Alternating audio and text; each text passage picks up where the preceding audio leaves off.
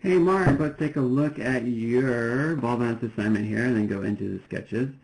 I see you said you wanted some advice on which two poses to go with, and I'm not sure if you emailed about it. I don't get these notes until I do the critique, so if you like just are need me to help you steer you in some direction, try emailing me. If you don't hear back from me, email me again. Like it's one of those things that just sometimes I forget. My schedule gets hectic or busy or whatever, but I take no offense or whatever if you say, hey, I sent you an email, can you look at it, and I'll just like send that reminder and I'll see it. So yeah, just in the future, so for you to know that. This is looking great. Really nice timing and spacing, and really nice settle at the end. It's not necessary. Rotations and settles aren't really necessary for this assignment, but it's really good that you're adding that detail. You're understanding that sort of detail really makes an animation stand out. You're putting that in there, and that's great. And I love the little bounces at the end. So just very quickly, I mean, it looks like everything is working really well here. So the spacing might be a little bit too much, going from here to there, and then from there to there. Like the between that sort of spacing, maybe a little bit too abrupt. It's one of those things that I don't really notice it. Audience doesn't really notice it. It gives it some sort of snap, and that's good. And we don't want to take away from that too much. But if you see that, just that sort of spacing, and what it looks like is maybe the curve editor just it went a little bit too vertical in that area.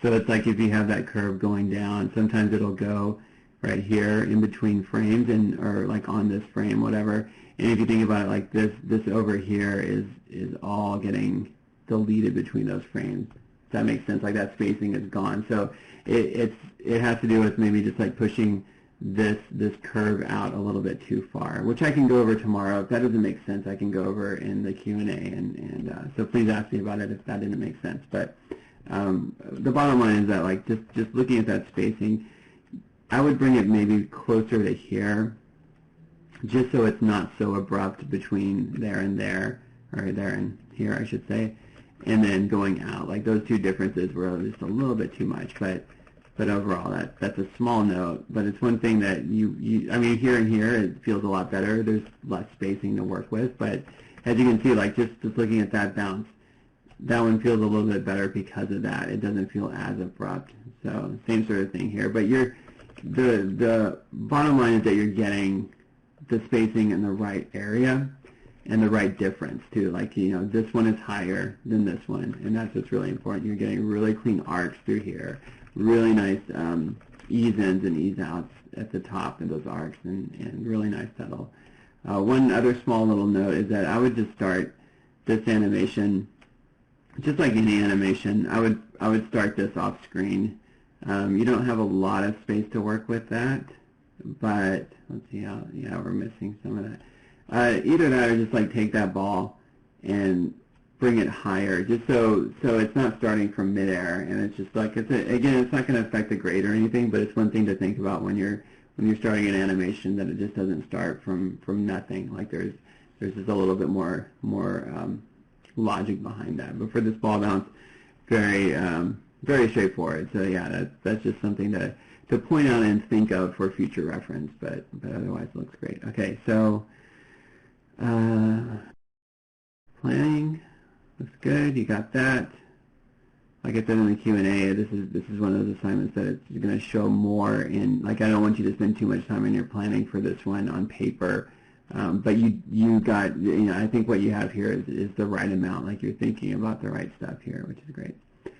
Let's take a look. Ooh, nice, great excitement poses. Really nice sketches. Love this one. So with this one, you know, it's one of those that a lot of times the cliche can kind of come through a little bit too easily, and that's the one thing I say is to try to, like this one. I see that, you know, I don't see that one as much. Like these two, like that, I'm really getting that excitement without it being like the default, like raise your hands in the air sort of thing. And even some of these, like you're exploring it enough to kind of break away from cliche, which is really great. So let's take a look at what you came up with your stew pose. Okay, nice. So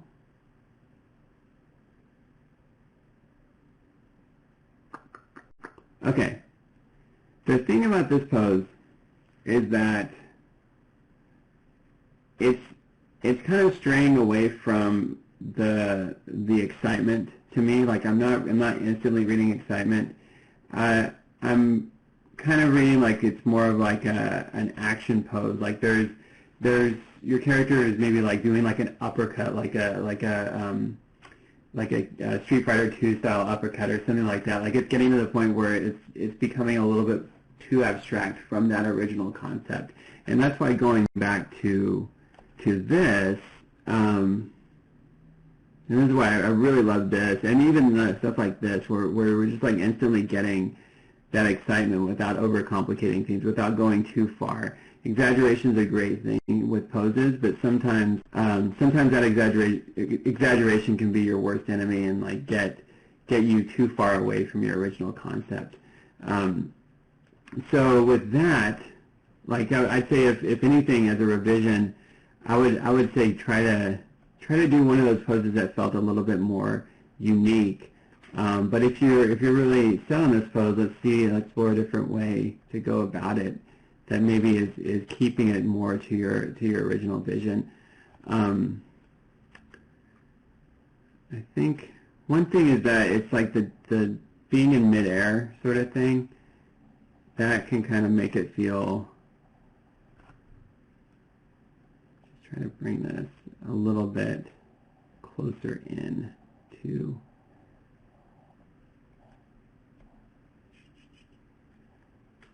And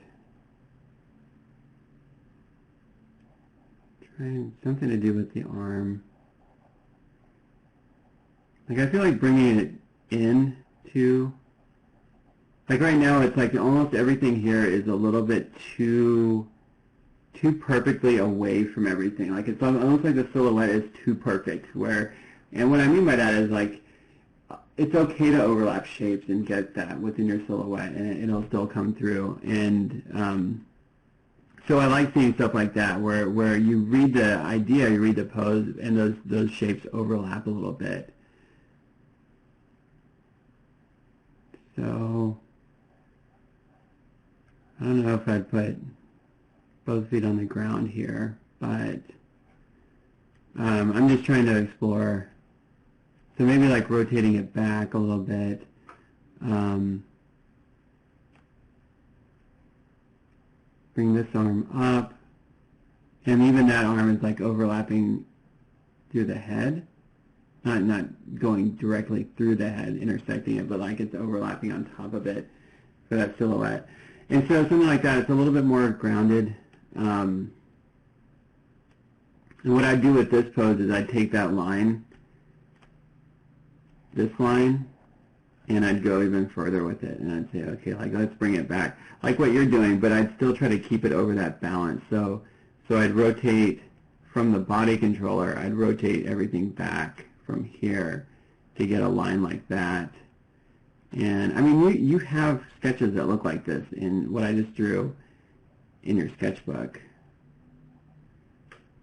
So let me go back to it, but it's not like that where you're getting that sort of thing. I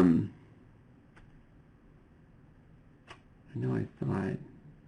Well, like this one, you know, with both arms up, and this one here, that one's great. I love that pose because it feels like something that it's instantly recognizable. And it's grounded in a way that doesn't feel like your character is doing some sort of different action. It's keeping it within that realm of what the emotion you're trying to convey is.